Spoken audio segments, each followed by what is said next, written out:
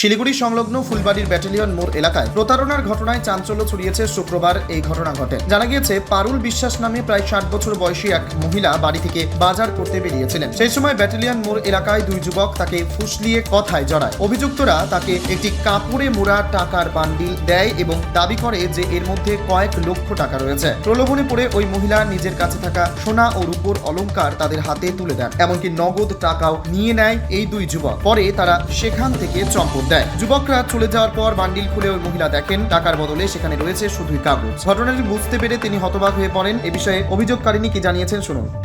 মাসি আমার ডাইকে নিয়ে গেছে, ডাইকে নিয়ে যাওয়ার পর মাসি ছেলেটার কাছে অনেকগুলো টাকা আছে, ছেলেটা বিপদে পড়ছে, তাহলে যদি 3000 টাকা ছেলেটার দিয়ে এই টাকা দিয়ে আমরা দুইজনে ভাগ করে নিতে পারবো না মাসি। হ্যাঁ, তোমার কাছে টাকা আছে না? তো আমার কাছে আমার টাকা নাই, আমি বাজার করতে চাইছি, 1000 টাকা দিয়ে তুলছি, আর 1100 টাকা আমার কাছে আছে। বাকি মাসি তাহলে দেও, ছেলেটার দেই ভাগাই দেই, এই টাকা দিয়ে আমরা নুমনে দুইজনে ভাগ করে বইয়ে ওই ছেলেটাই আমার কাছে কোনো মানি ব্যাগ ছিল, মানি ব্যাগের থেকে টাকা নিয়ে গেছে। আর ওদিকে যাই আমার কানেরটা খুলে নিচ্ছে, বাকি মাসি বিশ্বাস করতেছে না, তাহলে তুমি কানেরটা দিই না, তোমার হাতে আমি দিব। রুমালের মধ্যে পাথর বান্ধা দিয়ে আমার হাতে ধরাই দিয়ে আমার কানেরটা নিয়ে চলে গেছে। তা আমি মনে করছি যে আমার কানেরটা বান্ধা দিচ্ছে, আমার খুলতেও দেয় নাই, কত মাসি খুলে না, লোকে দেখবে। এই কথা কই আমার টোটো তুটাই দিয়ে ওরা ভাগছে। আমার বলছে সবজি দোকানে যে বসো। আপনি যাচ্ছিলেন কোথায়? আমি বাজার করতে আসছি। বাজার করতে আসছি। হ্যাঁ, আমার এখান থেকে ডাইকে নিয়ে গেছে। আচ্ছা, আপনি কি নিয়েছেন?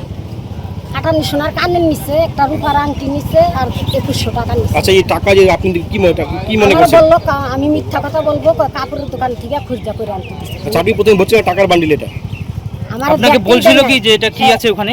বলছে 4-5 লাখ টাকা আছে মাসি, আমরা দুইজনে ভাগ করে নিব না। ছেলেটার আগে ভাগাই নি, 3000 টাকা দিয়ে ওরা ভাগাই দিই। এই কথা কই এই টাকাটা আমার হাতে দিয়ে আমার টোটো তুটাই দিছে, উঠাই দিয়ে ওরা দুইজন দাঁড়াই রয়েছে। বাকি মাসি তুমি সবজির দোকান যে বসো, আমি আসতেছি। আমি এখানে এসে দাঁড়াই রয়েছি, 1 ঘন্টা হয়ে যায় আর আসে না। পরে আমি এটার মধ্যে কি দিল, পরে আমি এটা ছিঁড়ে দিই, খালি কাগজ অমনি আমি দৌড় পাড়িয়ে গেছি, যাই এক কাউ পাইনি। ওরা কজন ছিল? 2 জন। খবর পেয়ে ঘটনাস্থলে পৌঁছায় নিউ জলপাইগুড়ি থানার পুলিশ। ইতিমধ্যে পুরো ঘটনার তদন্ত শুরু করেছে এবং অভিযুক্তদের খোঁজে তল্লাশি চালানো হচ্ছে। শিলিগুড়ির ফুলবাড়ি থেকে দেবাশিস দাসের রিপোর্ট, টাইমস 14 বাংলা।